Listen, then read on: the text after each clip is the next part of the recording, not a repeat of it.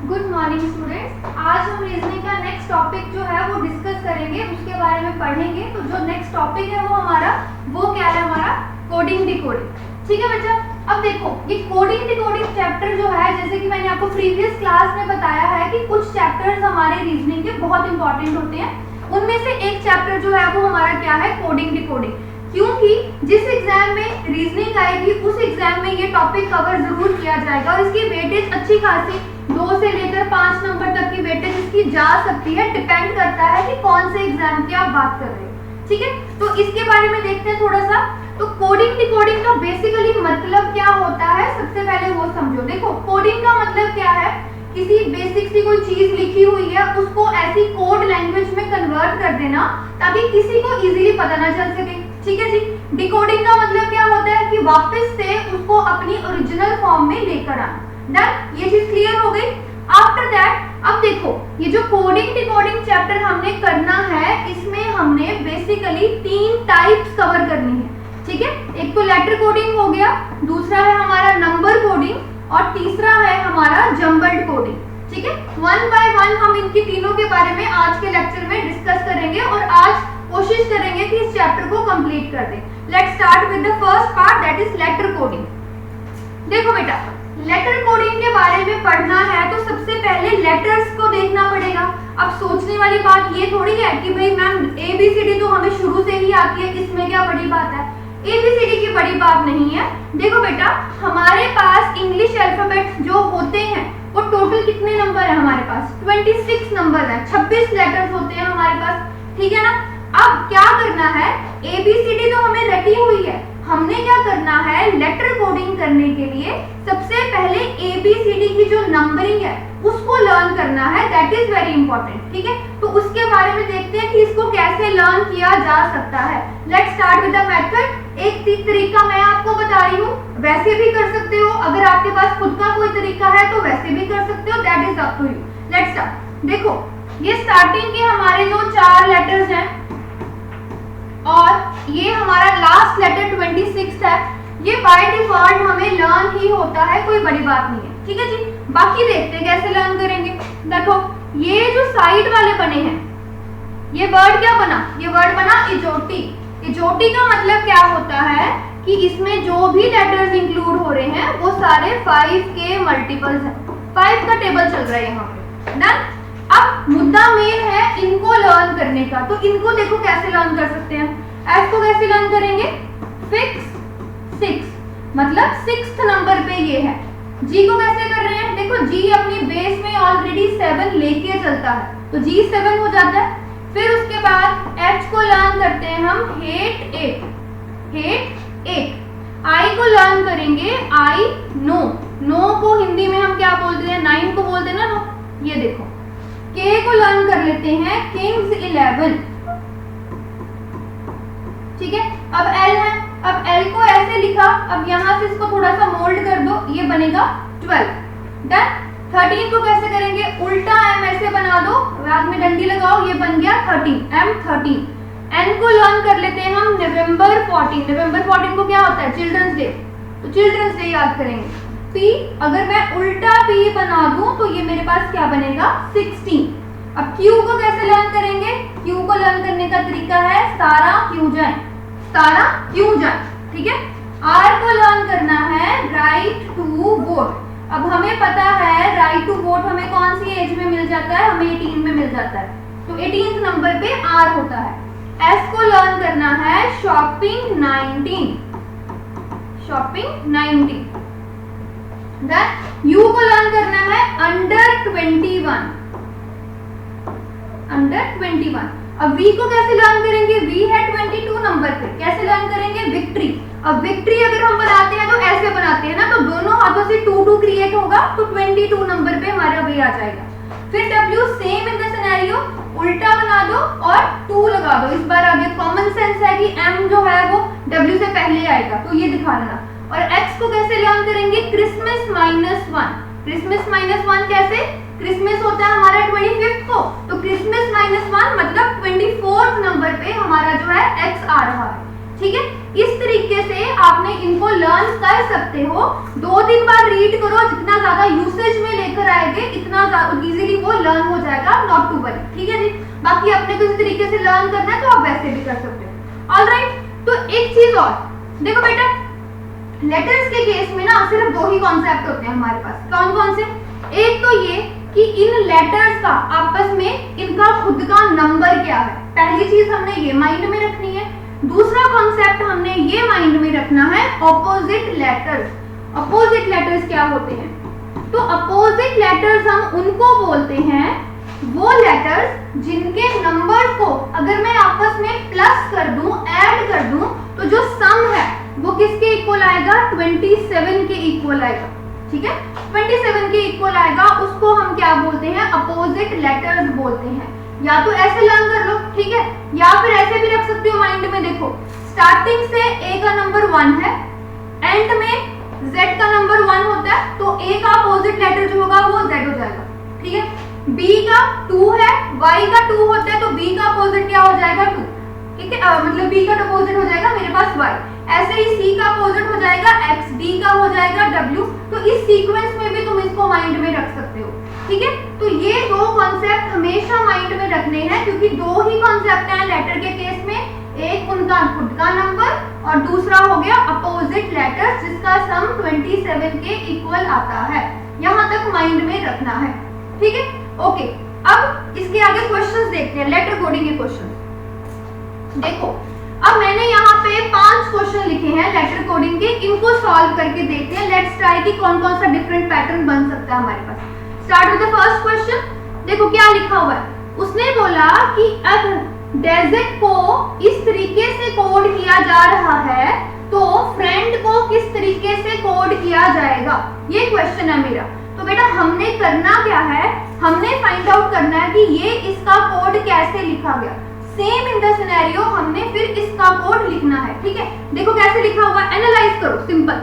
देखो उसने क्या किया, इनको इंटरचेंज किया हुआ है, इन दोनों को इंटरचेंज कर दिया, ये दोनों इंटरचेंज कर दिए, ये वाले दोनों इंटरचेंज कर दिए। ये मेरा लॉजिक है ना। ये लॉजिक को मैंने सेम यहाँ पे अप्लाई करना है। तो देखो क्या बनेगा, ये बनेगा RF, ये बन गया मेरा E और I, ये बन गया मेरा D और N। ये मेरा आंसर आ गया। जो यहाँ किया होगा सेम वही चीज यहाँ पे करनी है। अपने दिमाग से एक्स्ट्रा एफर्ट कुछ नहीं करना, एक्स्ट्रा काम करने की कोशिश नहीं करनी है। Done, let's start. Okay, second question देखो, अभी यहाँ लिखा है फेयर। फेयर का कोड ये लिखा हुआ है, कम का कोड मुझसे पूछा जा रहा है। तो ध्यान से देखो, इसमें ऐसा कोई सिनेरियो नहीं है कि कोई इंटरचेंज करके ऐसे लिखा हुआ है, नहीं है ना। तो क्या करेंगे हम इन लेटर्स को इनकी नंबर फॉर्म में कन्वर्ट करेंगे, नंबर फॉर्म में लेकर आएंगे। कैसे? देखो f का 6 होता है, तो हर एक लेटर का मैंने नंबर लिख लेना है, क्या 7, 3, 12 और ये हो गया 22, ठीक है। अब क्या करना है, अब हमेशा ऊपर से नीचे की तरफ देखना है कि बढ़ रहा है कि कम हो रहा है। ऊपर से नीचे देखना ध्यान से।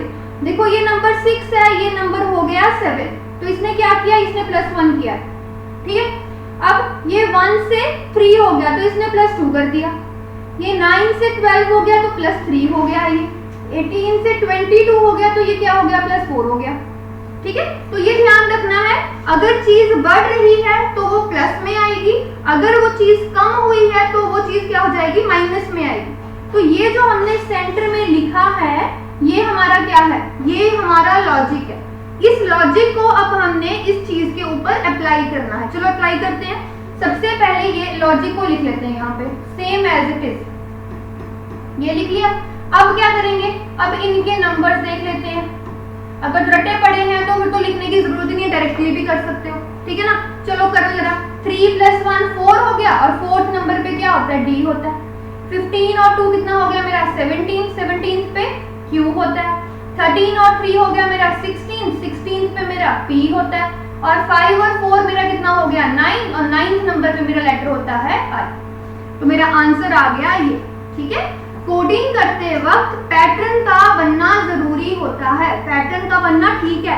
जैसे ये +1 +2 कभी होता है +1 -1 +1 -1, ऐसे हो सकता है। मतलब पैटर्न का बनना जरूरी है, ऐसे नहीं कि रैंडमली कुछ भी किया होगा और तुम चक्के उसको कॉपी पेस्ट करने की कोशिश करोगे, ऐसा नहीं हो सकता। You need to find the pattern, okay. लो नेक्स्ट क्वेश्चन देखो जरा। अगेन कोई शफलिंग नहीं की, कोई इंटरचेंज नहीं किया, तो क्या करना पड़ेगा, नंबर फॉर्म में लेकर आना पड़ेगा। देखो जरा 15, 18, 1, 14, 7, ये हो गया 5, ये 2, 19, 16, 4, 6, ये हो गया 13। ठीक है, चलो देखो पैटर्न बनाते हैं। अभी 15 से 2 ये कितना डिक्रीज हो रहा है, ये 13 डिक्रीज हो रहा है, माइनस में जा रहा है ना, डिक्रीज हो रहा है, तो -13 चल रहा है। देखो जरा -13 आ रहा है यहाँ पे, है ना। ये 18 से 19 है, ये +1 में जा रहा है। फिर ये 1 से 16 हो गया, ये +15 जा रहा है। ओके, ये 14 से 4 हो गया, ये -10 जा रहा है। देखो बेटा ये कोई लॉजिक नहीं है, ये कोई पैटर्न नहीं बना। ठीक है, पैटर्न कैसा होता है, ऐसा कुछ होता है पैटर्न, तो ये पैटर्न नहीं बना है। तो अगर ऐसा हो कि आपने देखा स्ट्रेट में कोई पैटर्न नहीं बन रहा है, तो you need to change your view कि भाई अब कैसे कर सकते हैं। देखो कैसे करके देखेंगे, लेट्स सी। अब क्या करते हैं, नंबर 15 लिखा हुआ है यहाँ पे, तो हम क्या करेंगे, हम ये देखते हैं इस नंबर 15 के आसपास का नंबर कहाँ लिखा हुआ है, कुछ कम करके या कुछ ज्यादा करके, इस तरीके से कहाँ लिखा हुआ है। तो लेट्स ऑब्जर्व दिस। तो अगर देखें तो 15 के पास का ये 16 ऐसे यहाँ लिखा हुआ है, ऐसे लिखा हुआ है ना। ऐसे ही अगर ये क्रॉस में गया है तो उस हिसाब से देखो ये 18 का 19 ये ऐसे है ना। ये 1 से 2 ये ऐसे हो रहा है। तो मेरे 3 हिस्सों में, ये 3 वाले हिस्से में ये क्रॉस बन गया। ये मैंने फाइंड आउट किया, अभी फाइंड आउट किया, अभी मैंने श्योरिटी नहीं ली है। तो अगर हाफ पार्ट में मैंने ऐसा क्रॉस बनाया है, इट मीन्स जो बाकी का हाफ पार्ट है उसमें भी ये क्रॉस बनना चाहिए, तो ही मेरा पैटर्न सही हो सकता है। ऐसे नहीं कि इसमें कुछ और ही हो गया, नहीं कर सकते वो चीज। देखो ध्यान से, ये 14 से 13 है, डन। ये 5 से 4 है, बिल्कुल ठीक। ये 7 से 6 हो गया, तो ये क्रॉस बिल्कुल सिमिलर हो गए। अब सही हो गया। अब श्योरिटी है कि जो मैं कर रही हूँ वो सही कर रही हूँ, डन। ध्यान देखो, एक चीज का ध्यान देखना, इधर वाले हिस्से में उसने बढ़ा के लिखा है और इधर वाले हिस्से में जब क्रॉस बनाया तो उसने कम करके लिखा है। तो अब ये सेम चीज हम यहाँ पे अप्लाई करते हैं, 3-3 की पार्टीशन करके अप्लाई करते हैं। ठीक है, अब देखो इनका नंबर क्या होता है, ये 5 है, 18 ये 1 हो गया, 19 5 ये है 18। तो मैंने हाफ पार्ट में क्रॉस ऐसे बनाना है, हाफ करके बना दिया। अब इस पार्ट में मैंने प्लस में जाना है, देखो प्लस करो, 5 + 1 6 हो जाएगा। 6th लेटर कौन सा होता है मेरा, F होता है। एक जो B हो जाएगा यहाँ पे, ठीक है। 18 का ये क्या हो गया, 19 हो गया यहाँ पे। ऑलराइट, इस वाले पार्ट में मैंने कम करना, 14 से 13 हुआ था ना, तो मतलब कम करना है। चलो कम करो, 19 से 18 हो जाएगा, दैट इज R। 5 से 4 हो जाएगा D, और 18 से 17 हो जाएगा Q। ये आ गया मेरा आंसर। ठीक है, तो पैटर्न का बनना बहुत जरूरी है। जरूरी नहीं है हमेशा स्ट्रेट पैटर्न बने, क्रॉसिंग में भी पैटर्न बन सकते हैं। एनालाइज करना पड़ेगा, इतना तो दिमाग अपना खपाना ही पड़ेगा। इतना तो है नहीं कि बिल्कुल ही खीर बना के मुंह में भी डाल देंगे, इतना कुछ नहीं होगा। ठीक है, तो ध्यान रखना बिल्कुल। Okay, next part. अभी देखो, अभी क्या कहा था मैंने कि लेटर्स में 2 कॉन्सेप्ट होते हैं, एक उनके खुद के नंबर्स, दूसरा क्या बताया था, अपोजिट लेटर्स होते हैं। ठीक है, अब अपोजिट लेटर्स के ऊपर इन्होंने यहाँ पे कोडिंग करके रखी है। देखो कैसे, अगर मैं ध्यान से देखूं तो ये नंबर 7 है, ये 20 है। दोनों को अगर मैं ऐड करूंगी ना तो क्या बन रहा है, 27 बन रहा है। और 27 वाले कौन से होते हैं, अपोजिट लेटर्स होते हैं। तो इट मीन्स ये जो पूरी कोडिंग करके रखी है, तो ये क्या है, ये अपोजिट्स के बेसिस पे की हुई है। तो now I need to find out the opposites of black. इसके अपोजिट फाइंड करने हैं, तो कर लेते हैं। कैसे, B का अपोजिट क्या होता है, Y, L का हो जाएगा O, A का Z, C का क्या हो जाएगा X, और K का क्या हो जाएगा P। ये अपोजिट लेटर्स हैं जिनका प्लस करके 27 बनता है। बता चुकी हूं मैंने, ठीक है, तो ध्यान से इसको करना है। लास्ट क्वेश्चन देखो, 5th वाला भी। इसमें क्या किया, इसमें उसने बॉम्बे की कोडिंग ये लिखी है और तमिलनाडु की पूछी है ना। तो तुम अगर ध्यान से देखो, तुम इसमें पैटर्न बनाने की कोशिश कर सकते हो, नहीं क्यों, क्योंकि यहाँ पे रेपिटेशन चल रही है। क्या पैटर्न बनाओगे, यहाँ पे कोई पैटर्न का सिस्टम नहीं है, मतलब 1 2 3 नंबर्स के अकॉर्डिंग पैटर्न बनाना, ये वैसे वाला सिस्टम नहीं है। क्या किया हुआ, एनालाइज करो, देखो ध्यान से। उसने क्या किया, बॉम्बे वर्ड के तीसरे लेटर को, मतलब 2 छोड़ के तीसरा, फिर 2 छोड़कर तीसरा, उस चीज को रेपिटेशन में लिख दिया। ये लॉजिक लगाया इसने। तो अब मैं क्या करती हूँ, सेम यही चीज 2 छोड़ के तीसरा लेटर मेरा M आएगा, फिर 2 छोड़ के तीसरा लेटर N आएगा, फिर 2 छोड़ कर तीसरा लेटर U आएगा। अब कईयों के माइंड में ये आएगा कि यहाँ तो सिर्फ 2 ही उठाए हैं, तो बेटा क्योंकि वर्ड छोटा है तो 2 प्लेसेस छोड़कर तीसरी प्लेस सिर्फ 2 ही बार बन रही है। ये वर्ड बड़ा है तो इसलिए इसको हमने आगे तक प्रोसीड किया है। तो मेरा आंसर क्या बनेगा, MNU, फिर से MNU और फिर से MNU। ये आ गया मेरा आंसर। ठीक है, मुश्किल कुछ नहीं है, बस थोड़ा सा दिमाग लगाना है। रीजनिंग तो है 60%, कॉमन सेंस है 40% लगा लो और तुम्हारा, ठीक है, सब कुछ इकट्ठा करके चलोगे अपने आप रीजनिंग सॉल्व हो जाती है, कोई बड़ी बात नहीं है। डन। आई होप ये 5 लेटर कोडिंग के क्वेश्चन जो डिफरेंट तरीके के थे वो आपको क्लियर हो चुके होंगे। ठीक है जी, नहीं हुए तो एक बार फिर से रिवाइंड करके दोबारा चेक करके देख लेना, हो जाएंगे। बाकी खेल तो सारा प्रैक्टिस का ही होता है। ठीक है, okay, this is the first part, letter coding हो गई। अब आगे करते हैं हमारी जो सेकंड पार्ट क्या था, सेकंड क्या थी हमारी, नंबर कोडिंग। ये है हमारी नंबर कोडिंग। अब देखो नंबर कोडिंग में क्या है, वही लेटर्स हैं, वही वर्ड्स हैं, लेकिन अब जो कोडिंग दे रखी है वो किस फॉर्मेट में है, नंबर्स की फॉर्मेट में है। ठीक है, करते हैं जरा। देखो उसने बोला कैट की कोड उसने 24 लिख दिया नंबर, तो बताओ टी का कोड क्या होगा। तो नंबर कोडिंग में ना बेटा बेसिकली एक ही चीज है, इनके जो नंबर्स है, जो राउंड सर्कल है ना, वो उसी के वहां घूमना है और कहीं नहीं जाने वाला। देखो ध्यान से क्या किया उसने, हमेशा क्या करना, सबसे पहले जो भी लेटर्स दे रखे हैं इनको इनकी नंबर फॉर्म में लेके आना। ये नंबर्स हो गए। अब ध्यान से देखो, अगर मैं इन 3 नंबर्स को आपस में ऐड कर दूं तो मेरा क्या बन जाएगा, 24 बनेगा, है ना। तो इसका मतलब इसका आंसर क्या आएगा, इन तीनों नंबर्स को, 3 नंबर क्या बनेंगे 20 और ये 5 और ये 1, तो मेरा आंसर कितना आएगा यहाँ पे 26। ठीक है, नंबर कोडिंग में पहला स्टेप यही लगा लेना कि जो लेटर्स दे रखे हैं उनके नंबर्स को आपस में ऐड करके देखना, फिर देखना उसके बाद क्या करना है क्या नहीं करना। ठीक है, देखो सेकंड क्वेश्चन, फिर अगेन वही चीज, टोल्ड की वैल्यू 106 लिखी है, कास्ट की मैंने फाइंड करनी है। तो सबसे पहले इनके नंबर्स, अब क्या कर रही हूं, इनके नंबर्स को आपस में ऐड कर लेते हैं। तो अगर मैं इन चारों नंबर्स को आपस में ऐड करूं तो ऐड करके ना ये बेटा ये बन रहा है 51, है ना। यहाँ पे तो ऐड करके एज इट इज आ गया था, यहाँ नहीं आ रहा। तो अब क्या एस्टिमेशन लगाना, अब देखो ये जो ऐड करके आया है और ये जो गिवन दे रखा है, क्या ये इसके डबल या ट्रिपल के आसपास पहुंच सकता है। मतलब अगर मैं इसका डबल या ट्रिपल करूं तो क्या मैं इसके आसपास पहुंच सकती हूँ, तो मैं करके देख लेती हूँ। अगर मैं इसका डबल करूं ना तो ये कितना बनेगा 102 पॉइंट, मतलब इसके पास पहुंच गया। ठीक है, अभी भी फर्क आ रहा है, कितने का फर्क आ रहा है, 4 का फर्क आ रहा है। अब ये 4 क्या है, कोडिंग है, रैंडमली तो कुछ किया नहीं होगा। अगर 4 प्लस किया है तो कुछ लॉजिक के बेसिस पे किया होगा। अब वो लॉजिक देखो क्या है, इस वर्ड के नंबर ऑफ लेटर्स, कितने लेटर्स हैं, 4 लेटर्स हैं, तो उसने क्या किया, इसलिए इसमें 4 प्लस कर दिया, आंसर बना दिया 106, ये काम किया। तो अब हम सेम यही चीज यहाँ पे कॉपी पेस्ट करेंगे।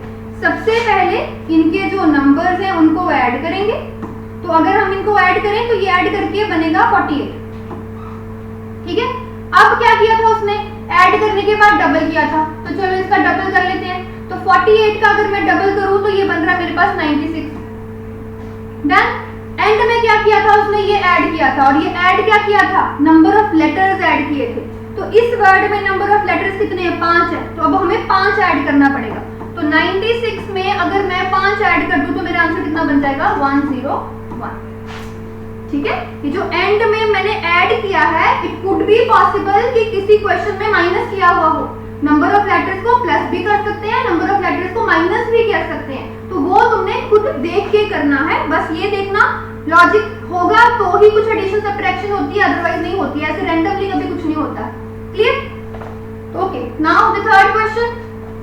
अगेन ज्ञान की वैल्यू 61 लिख दी उसने। फर्स्ट स्टेप क्या होगा हमारा, जो भी इनके नंबर्स हैं उनको हम आपस में ऐड करके देखेंगे। ठीक है, अब बेटा तुम देखना, जब तुम इसके नंबर्स को ऐड करके देखोगे ना तो ये 61 नहीं बन रहा। तुम ये वाला लगाने की कोशिश करोगे तो ये वाला नहीं लगेगा कि डबल है या ट्रिपल है, ऐसा कुछ नहीं लग रहा। क्यों नहीं लग रहा, फिर से वही बात आ गई। अगर एज सच डायरेक्ट नहीं नंबर्स लग रहे हैं तो क्या कहा था, लेटर्स के दो कॉन्सेप्ट, या तो खुद के नंबर या तो अपोजिट्स। तो क्या किया हुआ उसने, ये लेटर्स के जो अपोजिट्स होते हैं उनके नंबर्स को आपस में प्लस किया हुआ है। कैसे, अब G का अपोजिट T है, Y का B होता है, A का Z होता है, N का M होता है। तो उसने क्या किया, इन चारों लेटर्स के नंबर्स को आपस में प्लस किया और वैल्यू क्या बना दी 61। तो अब हम क्या करेंगे, हम भी इसके अपोजिट्स को प्लस करेंगे। अपोजिट्स कैसे, B का Y, E का V होता है, S का मेरा H होता है और T का मेरे पास कितना हो जाएगा यहाँ पे, सॉरी T का अपोजिट होता है G। ठीक है, तो अब इनके नंबर्स को हम आपस में ऐड करेंगे, 25 प्लस 22 प्लस 8 और प्लस 7, देख लेना इसमें कितना ऐड करके बने। ठीक है, घूम फिर के वही बात, या तो खुद के नंबर्स पे प्रोसेस चलेगा या फिर उनके अपोजिट्स के ऊपर चलेगा, यही होता है, कुछ नहीं होता। ठीक है, चलो नेक्स्ट क्वेश्चन देखो। अभी अब क्या किया, पंजाब की वैल्यू ये लिख दी, मुंबई की कह रहा फाइंड आउट करो, है ना। क्या करें भाई, पहले यही पांच चीज, सबसे पहले इनको इनकी नंबर फॉर्म में कन्वर्ट करो। ये हो गए नंबर फॉर्म में।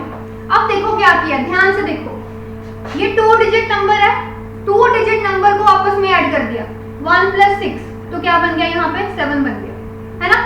ये 21 था तो 2 प्लस 1 करके क्या बन गया 3, 1 प्लस 4 किया तो बन गया 5, 1 प्लस 0 किया तो बन गया 1। ये ऑलरेडी 1 डिजिट है तो इसको एज इट इज लिख दिया, ये भी 1 सिंगल डिजिट पे है तो इसको एज इट इज लिख दिया। तो लॉजिक क्या है कि अगर 2 डिजिट नंबर है तो आपस में प्लस करके लिखो, अगर सिंगल डिजिट है तो उसको एज इट इज लिख सकते हो। ठीक है, चलो देखो जरा क्या करेंगे। अब इसको भी करो, मुंबई की वैल्यूज देख लो क्या बनती है, ये है तो इसका आंसर क्या बनेगा, 1 प्लस 4 और 3 हो गया, ये 3 बन गया, अगेन 4 आएगा, ये 2, ये 1, ये हो गया 9, ये हो गया इसका आंसर। ठीक है, लास्ट क्वेश्चन। अब देखो, हैट की वैल्यू ये लिख दी, रैबिट की वैल्यू ये लिख दी और हैबिट की वैल्यू पूछी गई। तो जब ऐसा क्वेश्चन आए तो एक चीज का ध्यान रखना कि ये देखो, जिस वर्ड का तुमसे पूछा जा रहा है क्या उसके लेटर्स इन गिवन वर्ड में एज इट इज मिल रहे हैं या नहीं, अवेलेबिलिटी है या नहीं। देखो अगर मैं ध्यान दूं ना तो एच ए मेरा ये रहा, बिट मेरा ये रहा, तो मतलब हैबिट को उन्होंने यहीं से उठाया हुआ है। तो इस केस में आंसर कैसे निकलता है, जो जिसके नीचे लिखा हुआ है वही उसका कोड है, वही तुमने एज इट इज उठा के लिख देना है, कुछ नहीं करना। एच ए की वैल्यू क्या हो जाएगी 78 और बिट की वैल्यू क्या हो जाएगी 192, दैट्स इट, ये तुम्हारा आंसर है।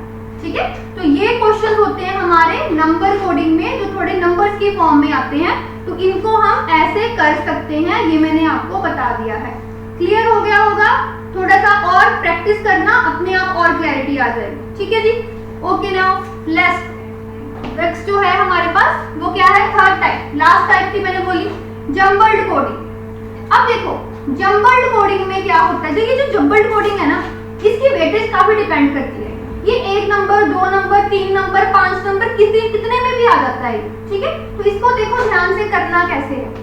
उसने क्या बोला, ये सेंटेंस लिख दिए, ये इनके कोड लिख दिए, है ना। एक चीज का ध्यान रखना, कभी भी ये नहीं सोचना कि अगर रोजेस पहले नंबर पे लिखा है तो रोजेस का कोड ये होने वाला है। मोस्टली ऐसा नहीं होता है। ठीक है, तो हमें फाइंड आउट करना पड़ता है। अब फाइंड आउट देखो हम कैसे करेंगे, ध्यान से देखो कैसे करेंगे। ये सारे कोड दे दिए, अब ये 3 क्वेश्चन दिए मुझसे, पूछा उन्होंने, मैं इसके आंसर्स निकालती हूँ, देखो कैसे निकलेंगे। उसने बोला फ्लावर्स का कोड बताओ, तो हम क्या करेंगे, सबसे पहले देखो कि ये जो फ्लावर है वो कहाँ कहाँ अवेलेबल है। तो फ्लावर सेकेंड सेंटेंस में अवेलेबल है और फ्लावर थर्ड सेंटेंस में अवेलेबल है, यहाँ 2 अवेलेबल हो गए। अब यही चीज देखो, इसके हिसाब से इन दोनों में कौन सी चीज कॉमन आ रही है, क्योंकि फ्लावर सेकंड और थर्ड में कॉमन आ रहा है तो इसका कोड भी सेकंड और थर्ड में कॉमन दिखेगा। देखो कौन सी चीज कॉमन है, ये कॉमन है, ये वाली चीज कॉमन आ रही है ना। तो इट मींस फ्लावर का कोड क्या हो गया ये। अब ये मत सोचना कि वो आगे लिखा वो पीछे लिखा, पोजीशन मैटर नहीं करती, इसीलिए तो इसका नाम जम्बल्ड है। पोजीशन मैटर नहीं करती, अवेलेबिलिटी मैटर करती है। ठीक है, नेक्स्ट क्या है, वेज का कोड फाइंड करो। देखो वेज कहाँ पे, फ्लावर ये रहा वेज यहाँ है, तो इसके हिसाब से फ्लावर का कोड हम ही ऑलरेडी फाइंड कर चुके हैं, तो ये तो एलिमिनेट हो चुका है यहाँ पे, है ना। मेरे पास दूसरा क्या है, आर लिखा हुआ है। आर को मैं एलिमिनेट करती हूँ, कैसे करूँ, देखो आर की अवेलेबिलिटी और कहाँ पे है, एक आर ये रहा, एक आर ये रहा। तो अब ये देखो फर्स्ट और थर्ड में कौन सी चीज कॉमन चल रही है, देखो फर्स्ट और थर्ड में मेरे पास आर लिखा है, तो इधर देखो फर्स्ट एंड थर्ड में कौन सी चीज कॉमन चल रही है, तो ध्यान से अगर देखो तो ये पी कॉमन चल रहा है फर्स्ट और थर्ड, है ना। तो आर का कोड मेरे पास क्या हो गया, पी हो गया। मैंने इसको भी एलिमिनेट कर दिया यहाँ से। तो मेरे पास अब यहाँ पे वर्ड क्या बचा है, वेज, यहाँ पे क्या बचा है, MIT, तो वेज का कोड मेरे पास क्या हो जाएगा, MIT, दिस इज इट, ठीक है, ये कर दिया हमने। अब एंड में पूछ रहा है रोजेस का कोड बताओ, देखो रोजेस कहाँ पे है, फर्स्ट सेंटेंस में लिखा है और कहीं पे भी नहीं लिखा हुआ। देखो एलिमिनेशन लगाते हैं, हमने अभी अभी आर का कोड P निकाला है, तो R के अकॉर्डिंग P जो है वो एलिमिनेट हो चुका है, डन। अब मेरे पास बचा है ब्लू, क्या ब्लू कहीं पे रिपीट हो रहा है, ब्लू कहीं पे रिपीट नहीं हो रहा। जिस तरीके से रोजेस कहीं रिपीट नहीं हो रहा, उस तरीके से ब्लू भी कहीं रिपीट नहीं हो रहा। इसका मतलब हम ब्लू को एलिमिनेट नहीं कर सकते हैं, ठीक है ना। तो इस केस में जब दो वर्ड्स हैं, दोनों के दोनों ही रिपीट नहीं हो रहे हैं, कोई एलिमिनेशन नहीं लग सकती है, तो इन दैट केस जो आंसर होता है वो आइदर और में जाता है, कि भाई दोनों में से कुछ भी हो सकता है, हमें श्योरिटी नहीं है। तो रोजेस का जो आंसर है वो इल/बी दोनों में से कुछ भी हो सकता है, ठीक है। ये होती है जम्बल्ड कोडिंग, जितना हो सकता है, जो चीजें कॉमन निकल के आंसर निकाल सकते हैं वो कॉमन निकाल देंगे, ठीक है। वेज का आंसर वेज कॉमन नहीं आ रहा था, तो हमने इसके साथ वाले पड़ोसियों को एलिमिनेट कर दिया क्योंकि वो रिपीट हो रहे थे, ठीक है। लेकिन रोजेस के केस में सिर्फ एक एलिमिनेट हुआ, उसका दूसरा पड़ोसी एलिमिनेट नहीं हो पाया, क्यों, क्योंकि वो भी रिपीट नहीं हो रहा था। तो इस केस में मेरा जो आंसर आएगा वो आइदर और में आएगा या फिर कांट बी डिटरमिन आएगा। अगर ऑप्शंस में आइदर और नहीं है तो आंसर कांट बी डिटरमिन आता है, सिंगल इल को या सिंगल बी को आंसर में हम नहीं डाल सकते, ये चीज का ध्यान रखना है, ठीक है। ये होती है हमारी जम्बल्ड कोडिंग, वेरी इजी है, वेटेज काफी ठीक ठाक आ जाती है, तो थोड़ा सा ध्यान से करना, मुश्किल नहीं है ज्यादा, ठीक है, प्रैक्टिस से करना। ओके, तो ये हो गए हमारे 3 टाइप जो मेजरली हमसे पूछे जाते हैं एग्जाम्स में। ऑलराइट, एक ना बहुत बेसिक सा क्वेश्चन है, वैसे तो वो कॉमन सेंस का क्वेश्चन है, बट फिर भी मैंने लिख दिया कि एक बार बता देती हूँ। देखो क्या है, सिंपल सा क्वेश्चन डाल दिया उसने कि अगर वाटर को एयर बोलेंगे, एयर को ग्रीन बोलेंगे, ग्रीन को ब्लू बोलेंगे, तो बताओ what is the colour of grass. बेटा देखो, नॉर्मली हमें पता है कि ग्रास का जो कलर होता है वो ग्रीन होता है, डन है ना।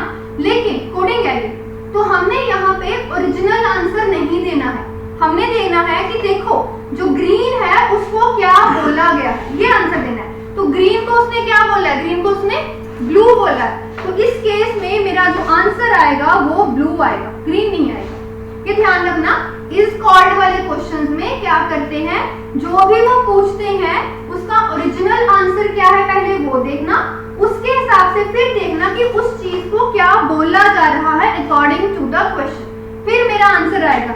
क्योंकि ऑप्शंस में वो जैसे इस क्वेश्चन की ऑप्शंस होंगे ना, इसमें वो ग्रीन भी लिख के देंगे और वो ब्लू भी लिख के देंगे, तो तुमने ग्रीन नहीं टिक करना, तुमने क्या टिक करना है, ब्लू, क्योंकि उसका चेंज किया हुआ फॉर्मेट जो है वो ब्लू में आंसर दे रहा है। क्लियर, ठीक है। तो ये था इसका एंड पार्ट। इसमें अगर हम करें तो बेसिकली जितने एग्जाम्स में कोडिंग आती है वो इस पार्ट में कवर अप हो जाती है, इन टाइप्स में कवर अप हो जाती है। फिर से वही बोल रही हूँ, रीजनिंग है, सारा का सारा प्रैक्टिस का खेल है। एक बार चैप्टर कर लेना, उसके बाद जितनी प्रैक्टिस करोगे उतनी ही हाथ में क्लैरिटी आएगी, ठीक है। आई होप चैप्टर क्लियर हो गया होगा। कोई डाउट्स वगैरह होंगे तो देख लेंगे बाद में, नेक्स्ट क्लास में नेक्स्ट टॉपिक को कवर करेंगे। Till then bye bye.